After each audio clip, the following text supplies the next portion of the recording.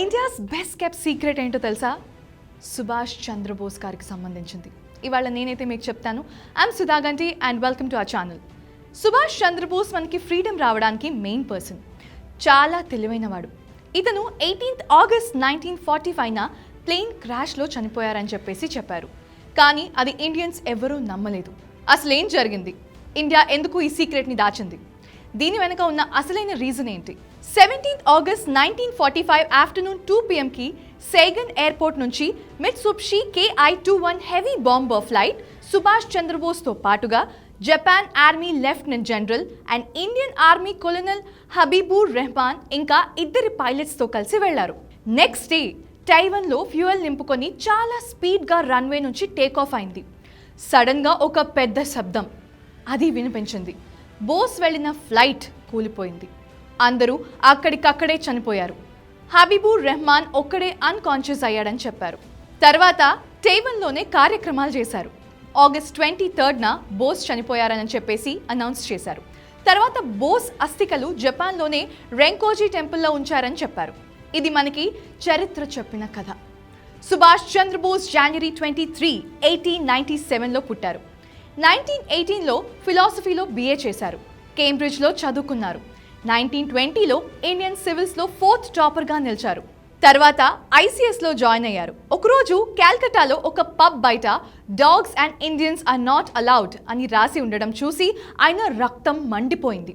మా దేశాన్ని దోచుకుంటూ మమ్మల్ని కుక్కలతో సమానంగా చూస్తారా అని ఎలా అయినా ఫ్రీడమ్ తేవాలని అనుకున్నారు. బ్రిటిష్ వాళ్ళకి ఎదురుగా నిలిచి పోరాడాలని అప్పుడే అనుకున్నారు. 1921లో ఇండియన్ సివిల్ సర్వీసెస్ నుంచి రాజీనామా చేసేసి ఇండియన్ నేషనల్ కాంగ్రెస్లో చేరారు. తన మాటలకి తన టాలెంట్కి బాగా ఎదిరిగారు. ఒకసారి పార్టీ ప్రెసిడెంట్గా గాంధీ నుండి ఒక అతను నిల్చుంటే అతనికి ఆపోజిట్గా బోస్ గారు నిల్చున్నారు. అప్పట్లో ఒక మీటింగ్లో గాంధీ అహింసతో ఫ్రీడమ్ సాధిద్దామని చెప్పారు. బోస్ మైక్ తీసుకొని గాంధీ గారు చెప్పినట్టు అహింసతోనే ఫ్రీడమ్ సాధిద్దాం, కానీ అహింస అని మన దగ్గర పోరాడే శక్తి, దమ్ము, సైన్యం ఉన్నప్పుడు అంటే దానికి ఒక అర్థం ఉంటుంది. కానీ మన వెనక ఏం లేకుండా అహింస అంటే మనల్ని చేతకాని వాళ్ళలా చూస్తారు. అందుకే సుభాష్ చంద్రబోస్ సేన అని స్థాపించి ఫ్రీడమ్ తెప్పిస్తాను అని అన్నారు. బోస్కి ఇండియన్ నేషనల్ కాంగ్రెస్ పెద్దలకి కొన్ని గొడవల వల్ల బోస్ ఆ పార్టీకి రాజీనామా ఇచ్చేసి వచ్చేశారు.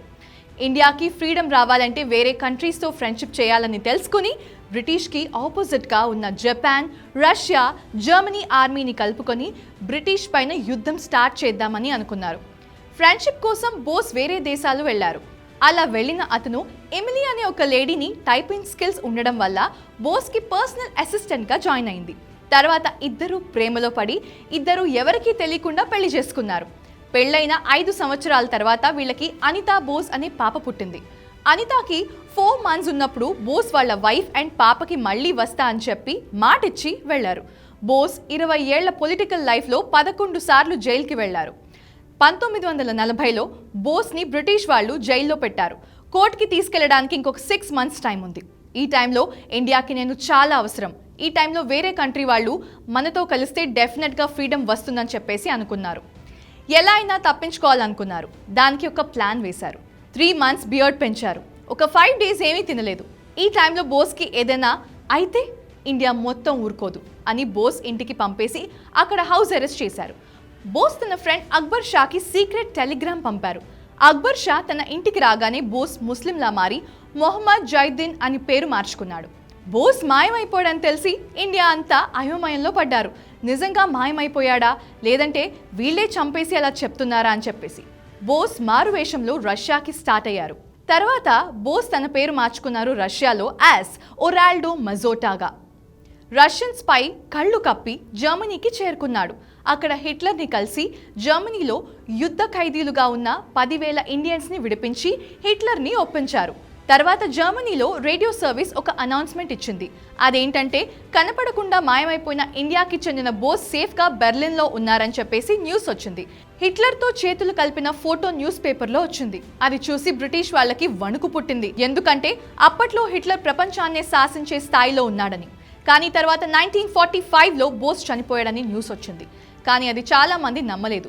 బోస్ ప్లేన్ క్రాష్లో చనిపోలేదని చాలా ప్రూఫ్స్ అయితే వచ్చాయి. 1995లో కాల్కటా ఏసియాటిక్ సొసైటీ మాస్కోలో ఇండో సోవియట్ క్లాసిఫైడ్ ఫైల్స్ని రీసెర్చ్ చేస్తున్నప్పుడు వాళ్ళకి ఒక ఫైల్ దొరికింది. అందులో రష్యన్ కేజీబీ రిపోర్ట్లో ఇప్పుడు గాంధీతో నెహ్రూతో మనకి పని జరగట్లేదు, we need to use Bose now అని రాసుంది. ఈ ఫైల్ ప్రిపేర్ అయింది 1946లో, అంటే బోస్ చనిపోయిన నెక్స్ట్ ఇయర్. ఇంకొక కాన్ఫిడెన్షియల్ ఫైల్లో స్టాల్కిన్ అండ్ మోలోటోవ్ మధ్య ఒక డిస్కషన్ అయింది. అందులో బోస్ ని ఇంకా రష్యాలోనే ఉంచాలా లేదా పంపించేద్దామా అని డిస్కషన్ చేసుకున్నారు. ఇది కూడా 1946లోనే. 2005లో బీబీసీ వాళ్ళు చేసిన రీసెర్చ్ ప్రకారం ఆగస్ట్ 14, 1940 నుంచి ఆగస్ట్ 20, 1945 వరకు ఈ ప్లేన్ క్రాష్ జరగలేదని ప్రూఫ్స్ అయితే తెచ్చారు. మరి ఆగస్ట్ 18న క్రాష్ ఎలా అయింది? బోస్ చనిపోయినా ఆయన ఫొటోస్ కానీ సర్టిఫికెట్స్ కానీ ఎక్కడా బయటకు రాలేదు. నిజంగా చనిపోతే ఒక ఫోటో అయినా వస్తుంది కదా. అయితే ఫ్లైట్లో ట్రావెల్ చేసిన ఇండియన్ కొలోనల్ రెహమాన్ అసలు బోస్ బాడీని చూడలేదని చెప్పారు. బోస్ డ్రైవర్ ఉస్మాన్ పటేల్ ఫ్రీడమ్ వచ్చే టైంలో 1947లో బోస్ ఇండియాకి వస్తే అతని యుద్ధ ఖైదీగా బ్రిటిష్ వాళ్ళు హ్యాండ్ ఓవర్ చేస్తామని ఇండియా తరపున గాంధీ, నెహ్రూ, మొహమ్మద్ అలీ, మౌలాలా ఆజాద్ సైన్ చేశారని చెప్పారు. ఇది జరిగింది బోస్ చనిపోయిన 2 సంవత్సరాల తర్వాత. బోస్ ప్లేన్ క్రాష్ షూట్ చేసిన ఇమేజెస్ ఫేక్ అని తెలిసింది. ఎందుకంటే ప్లేన్ క్రాష్ బ్యాక్గ్రౌండ్లో కొండలు వచ్చాయి. ఎయిర్పోర్ట్కి కొండలకి మధ్యలో కీలంగ్ రివర్ అని ఒకటి ఉంటుంది. అది ఆ పిక్స్లో కనపడలేదు.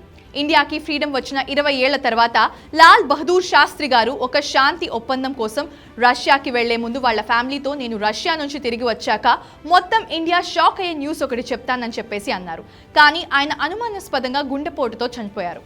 ఆయన చెప్పలేకున్నా ఆ షాకింగ్ న్యూస్ ఏంటి? బోస్ నిజంగానే ప్రమాదంలో చనిపోయారా లేదా అలా తెలుసుకోవడానికి ఇప్పటికీ గవర్నమెంట్కి 3 కమిటీలు వేసింది. 1955లో నవాజ్ కమిటీ, 1970లో కొలోసా కమిటీ, 1999లో Mukherjee committee. First 2 committees Bose చనిపోయారని చెప్పింది, కానీ థర్డ్ కమిటీ బోస్ చనిపోలేదని చెప్పింది. తన అస్థికలు అని చెప్పింది తనది కాదని ఒక జపాన్ సోల్జర్ హార్ట్ అటాక్తో చనిపోయినవని చెప్పారు. మరి బోస్ ఎక్కడా? దానికి అందరి ఆన్సర్ గుమ్నమీ బాబా. యూపీలో ఫైజాబాద్లో ఒక బాబా కనిపించారు. అతని పేరు గుమ్నమీ బాబా. చూడడానికి అచ్చు బోస్ లానే ఉన్నారు. అతని బర్త్డే కూడా జాన్ 23 రోజే జరుపుకునేవారు. ఆయన సెప్టెంబర్ 16, 1985లో చనిపోయారు.